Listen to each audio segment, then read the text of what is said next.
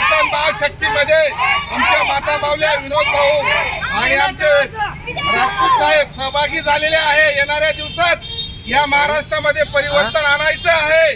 जय जवान जय किसानचा नारा आहे। माझ्या माता भगिनी विनोद भाऊंच्या पाठीमागे आहे। आम्ही संपूर्ण त्यांच्या पाठीमागे आहोत।